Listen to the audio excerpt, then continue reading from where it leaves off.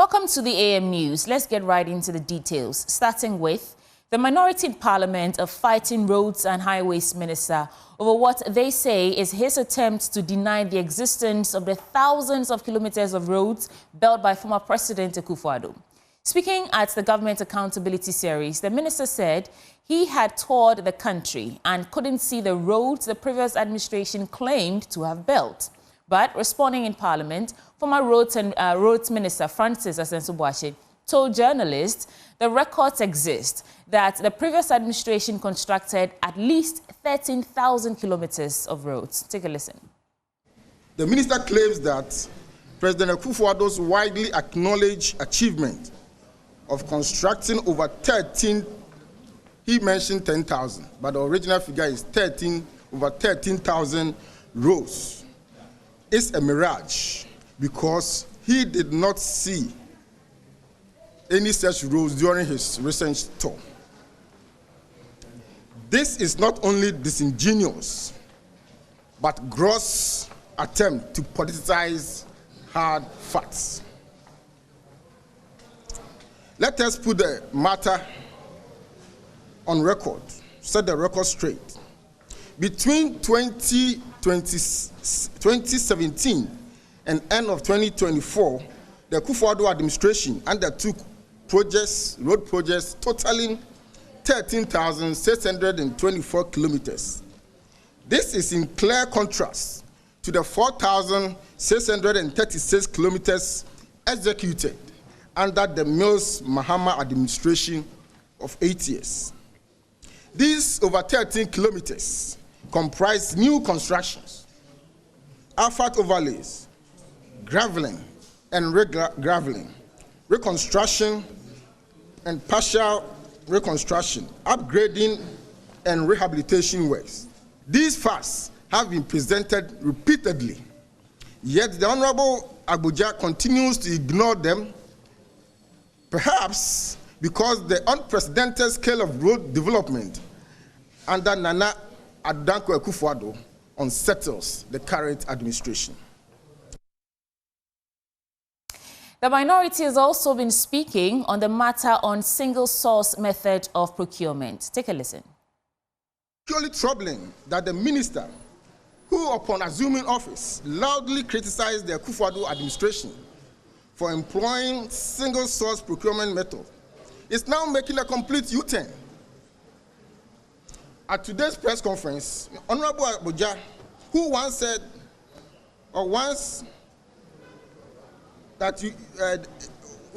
he stated today that once you have engineers' estimates, once the engineers prepare the estimate for road construction, it doesn't matter the procurement method you use. He made this statement today. Is this not double standards? This blatant contradiction not only exposes his double standards, but raises serious questions about his integrity. You cannot demonize a method that others use, only to defend it when you find yourself in the same situation. If the minister now believes that procurement should be guided by technical evaluations, as it should, then he owes the previous administration an unqualified apology for the misleading accusations. To conclude, I want to add that the Ministry of Roads and Highways is a technical institution, not a propaganda arm for political spin.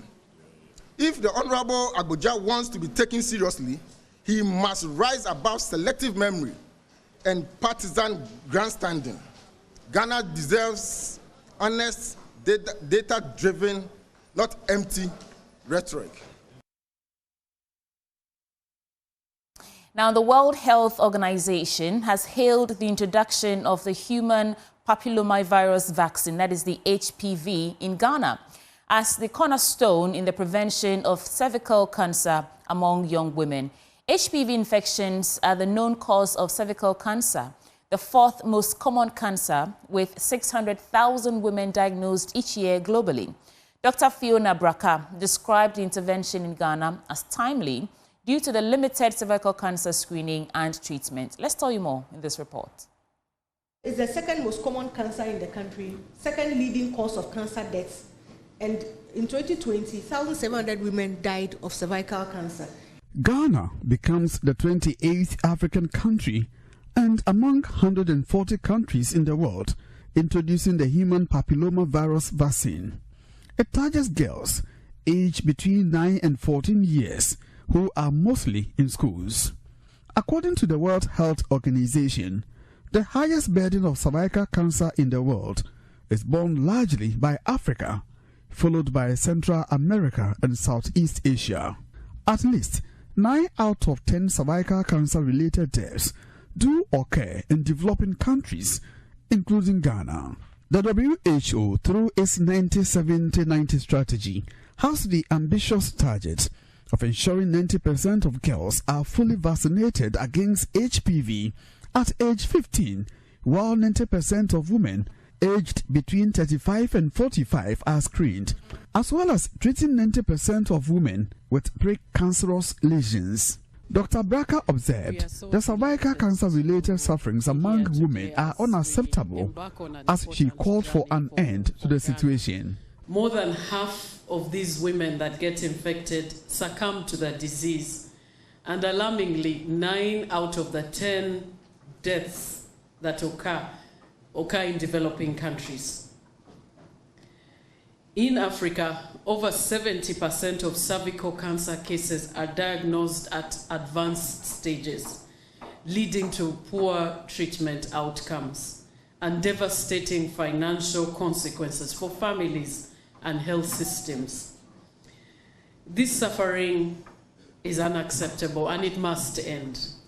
In countries like Ghana, where access to services, access to screening and treatment is limited, the human papillomavirus vaccine is the cornerstone of prevention. As part of preparations for the roll-up in September, stakeholders, including the Ghana Education Service, the School Health Program, and the World Health Organization, as well as the Ghana Health Service, are being engaged. Ashanti Regional Director of the Ghana Health Service, Dr. Adomako Boateng, at a stakeholder engagement program in Kumasi, appealed to parents and guardians to allow their wards to participate fully in the exercise. Our dear partners in education, your role to the success to the vaccination exercise is indispensable. The vaccination of our young girls against HPV is not just a health campaign. It is a national duty. It's about protecting the next generation of women. According to him, this is the surest bet to tackle cervical cancer infections among women. Meanwhile, the program manager at the expanded program on immunization at the Ghana Health Service, Dr. Salem Koswati, explained the teething challenges and how the Ghana Health Service intends to solve them. The challenge we envisage is that the population may not actually hear the messages and we may end up with rumors and myths. So with that, we have done quite a bit of work. So starting from August, that is when the public is going to see more of what we are doing. We've developed key messages for health workers, non-health workers. We are going to have professional groups doing media engagements. From Kumasi, for Joy News, Ohiminteria reporting. Let me take you to the Upper West region now, where the director of the Center for National Culture, Patience Bayo, has stated that the lack of a theatre of crafts village is impeding the smooth operations of her outfit. An old, dilapidated war library structure that has been allocated for them after their permanent office was ceded to the Ghana Airports Company Limited is not fit for purpose, as it is without electricity, poor ventilation, and replete with leaking roofs. She's appealing to the government to come to their aid to enable them to deliver on their mandate. And our Joy News Upper West Regional correspondent, Rafiq Salam, reports. Government awarded contract to Rahames Limited in 2008 to construct this 1,500-seater capacity theatre for the Center for National Culture, CNC, in the Upper West region. Only the oversized concrete and wall pillars were casted before the contractor abandoned the site. 17 years on, it still remains on same state, but now overtaken by weeds and serves as grazing ground for ruminants. Administrative Officer of the Upper West Regional Office of the CNC, Nahamid Sidibomson, threw further light on the project. It was also going to give us offices on the top. If you look at the structure, that is how it was designed to be, so that we could use it to generate income for the region. Place of the yet to be completed theater or crab village, they were handed the old, jaded and dilapidated war library. It is without electricity, poor ventilation, peel-off ceilings and leaking roofs. A place that the Upper West Regional Director of the CNC, Patience Bayu, found uncomfortable. She calls for support. Under normal circumstances, the weavers are supposed to come and be with us, so that as a unified force we'll be able to carry the mandate of the government effectively. But here is the case, the place where they have sent them, the place has been leaking, people have been harassing them, madmen have been harassing them. Anytime it rains, the people will have to vacate the place until the rain stops and they will come back. And by so doing, their work is retarding. I'm not comfortable because the place is small, we are crowded, and what we are supposed to do, we are not doing it effectively. One of the apprentices shared a frustration about the dehumanizing conditions at the training center. This our place, all the ceilings spoil. So when it's raining, the place will become full of water. We can't sit and do their work.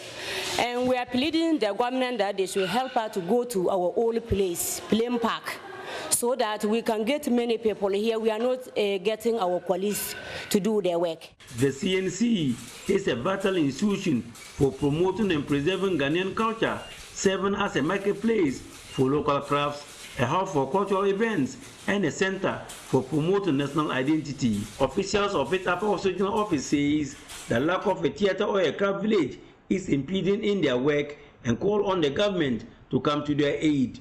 Reporting for Joy News, Rafik Salam. Wow. And now to the Bono region, the Bono East region rather, where supporters of the ruling National Democratic Congress have taken control, forcibly shutting down two vital government agencies in Techiman South, particularly the National Insurance Authority offices. They demand the immediate removal of officials appointed by former NPP administration. Now, this dramatic move throws a spotlight on the simmering frustrations of a political appointment 7 months into the new government term. And Asabit has the rest of the story. A dramatic showdown here in the Techiman South constituency, where offices of the National Identification Authority and the National Service Scheme stand silent, forcibly closed. Just hours ago, a large group of local NDC youth stormed these offices, ordering staff out and sealing the doors with padlocks. Their grievance isn't with the services provided, but purely with who provides them. Appointees from the previous NPP government still holding these positions. Claiming they suffered to bring their party to power, these NDC loyalists say they feel ignored and betrayed. 7 months in, they see opponents still occupying coveted government posts as an insult. Their message is stark: remove the NPP appointees and replace them with NDC supporters, or these offices stay shut. The echoes of Techiman South.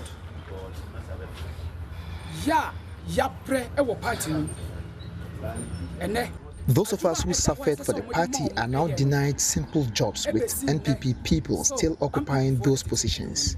And when we complain, no one responds. So we have decided to fight for those who suffered for the party to come to office to also find jobs.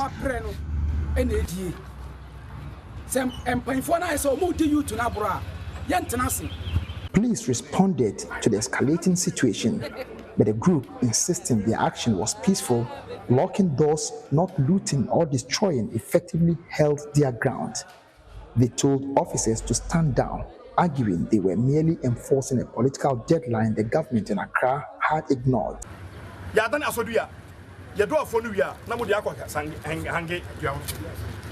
We are being used and dumped in the past, but we won't allow that to happen again. opposition 8 years. We stayed in opposition for 8 years, and after winning power, we want to maintain the same things that saw us out of power. We won't allow that to happen. All we are saying is that get jobs for our people so they'll also find something doing. You can ask those we met here if any one of them has been attacked. We haven't beaten or insulted anyone. All we are saying is that they've been here for good 7 months. Enough is enough. They should go for our people to also come to the office. And so the stalemate continues. Essential services for Techiman South residents, including national ID and national services issues, are now completely frozen. This action, driven by raw demand for political patronage, throws a harsh light on the pressures facing the new administration and the potential for local tensions to boil over when expectations of party wars go unmet. The youth here say they won't budge. The government offices are silent. All eyes are now on Accra for a resolution. Reporting for Joy News, Anas Sabit, Techiman.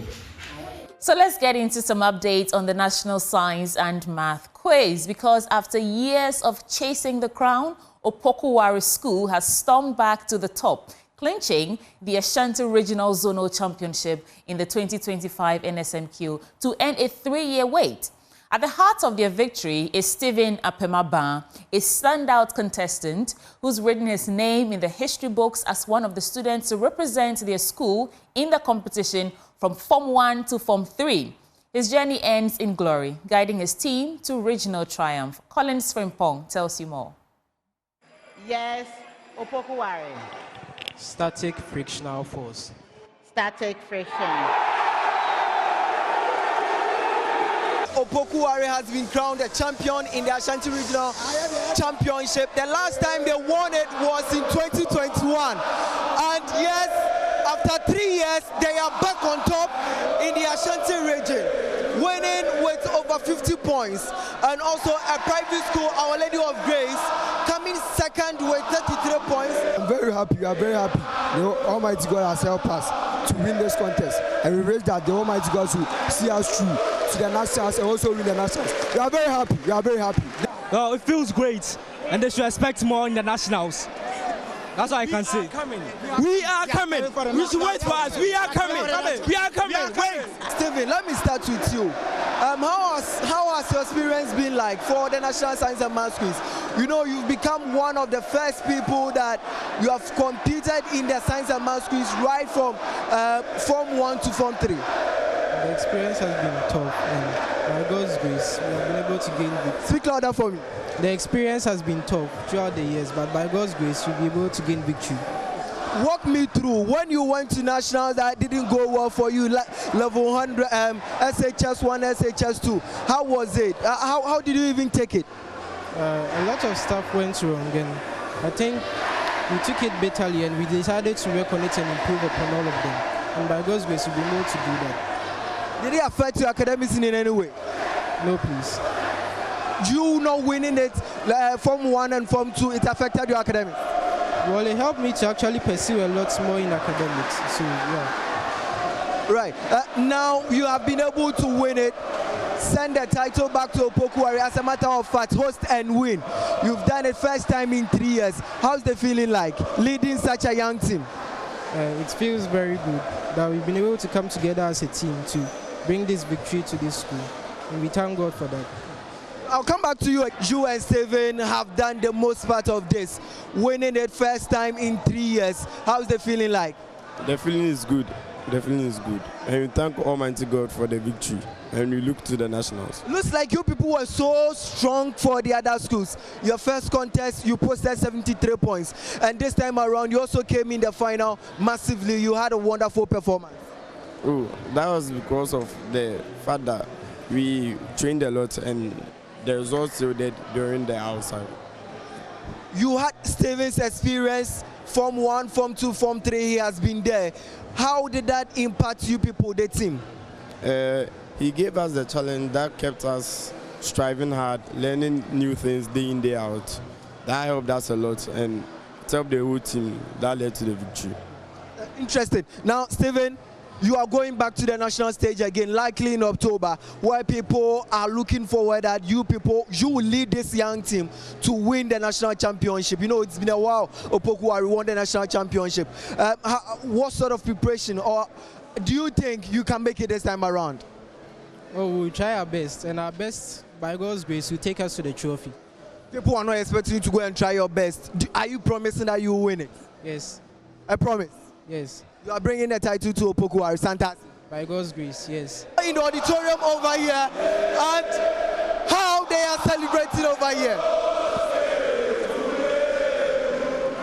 Right, let me engage you.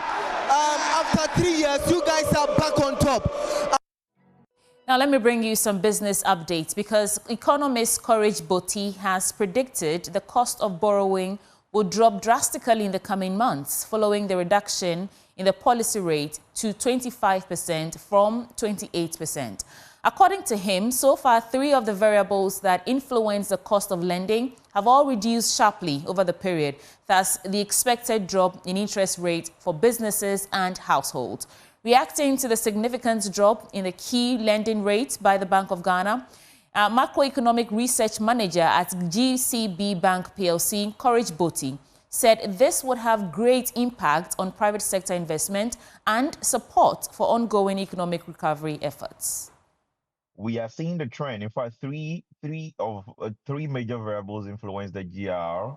The policy rate is one, T-bill rate is another, and then I think there is one other rate, which I don't readily recall now, and of course, cash involved and a few others.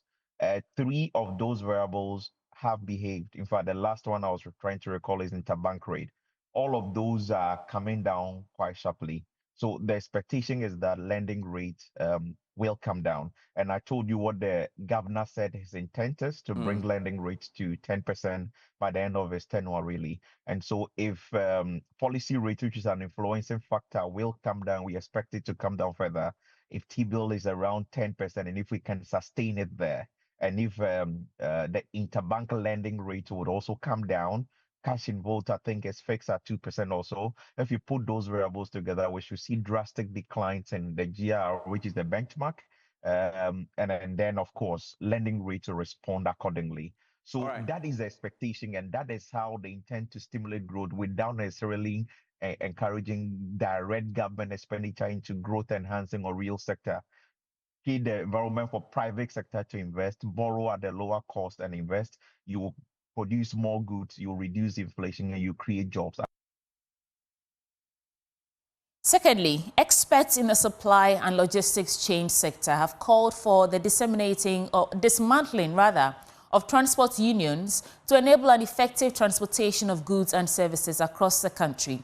Speaking at the Supply Chain Business Forum and Exhibition, Professor Nathaniel Busso, Director at the Center for Applied Research and Innovation in Supply Chain Africa, explained that reducing the influence of transport operators will support the smooth haulage of logistics and the effective delivery of government's trade and agriculture policies, such as the 24-hour economy policy.